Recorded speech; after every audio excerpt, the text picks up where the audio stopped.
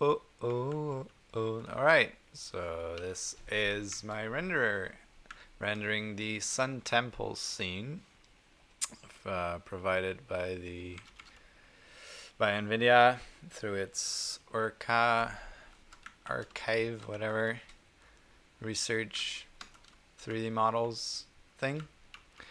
Rendering with some sort of PBR-ish shader, 5,000 point lights, using clustered shading, and it's running pretty smooth on my laptop right now, with 4x multi-sampling, no shadows, as you can see. So these are the clusters, clustered in world space, or like a uniform grid in world space. There's also the possibility of doing that. 1 second. With the more traditional perspective clustering. But then if you get away a little bit farther, what happens is, alright, is your clusters become larger the further away you get from the camera, and also they become more skewed. So then more lights fall into each of the clusters, and you can see that in the shading time. So the basic, the time you see for the basic path is taking 12 milliseconds right now, because there's a lot of lights in every cluster. With the orthographic projection, there's many more clusters, as you can see, but there's less lights per cluster. So the shading isn't really impacted by this. However, the light assignment now costs a lot of time. It's 5 milliseconds. Then there's also support for doing this in stereoscopic rendering.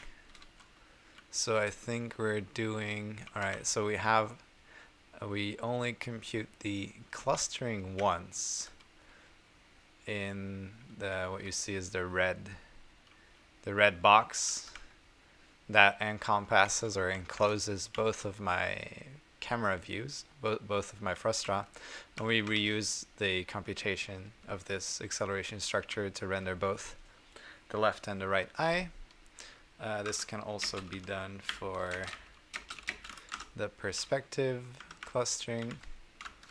It's a similar technique where you compute a bounding frustrum around both views, like so. Do the clustering for that space, and then reproject your fragments into the clustering space. Figure out what you need, what cluster you need to read the lights from per pixel. So same effects can be observed here. Shading time increases by a lot because the clusters become large, and then many lights fall into these clusters, so that per fragment we have to iterate over many lights. But at least we do the computation only once.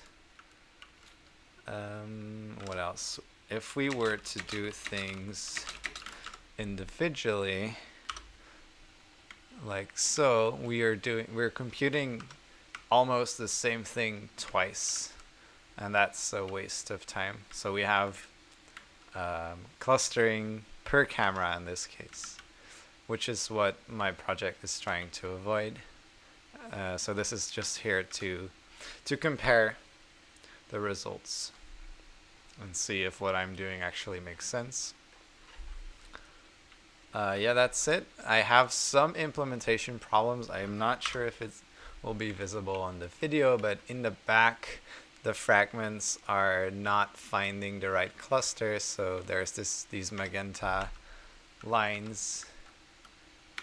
I'm guessing it's a precision problem, and I will try to fix that, but for the most part, the implementation is done. So that's kind of neat. That was my demo. See you next time.